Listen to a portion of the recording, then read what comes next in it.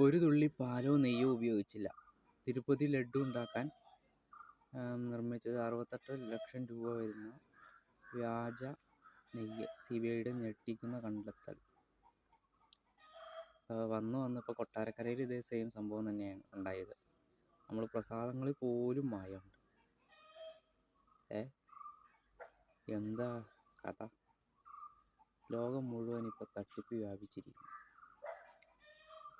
എന്നും തട്ടിപ്പുകൾ കൊണ്ട് ഇപ്പോൾ ദൈവത്തിൻ്റെ പ്രസാദങ്ങളെ പോലും വെറുതെ വിടും. അപ്പോൾ ദൈവത്തിലൊരു ഭയവുമില്ല ഇവർക്കുള്ളതെന്ന് ഇപ്പോഴും മനസ്സിലാകുന്നു.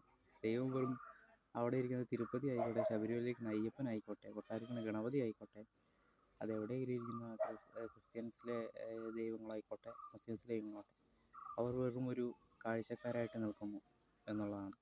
കൂടുതലും അവിശ്വാസികളാണ് ഇവിടെ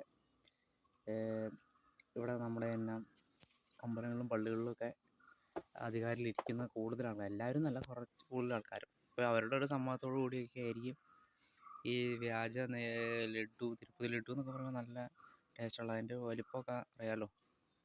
ഇതൊക്കെ വെച്ച് ഇമാർ തട്ടിപ്പ് നടത്തിയിട്ട് എന്ത് കിട്ടാനാണ് ദൈവത്തിനറിയാം. തട്ടിപ്പാണ് ലോകത്ത് എവിടെയും തട്ടിപ്പ്.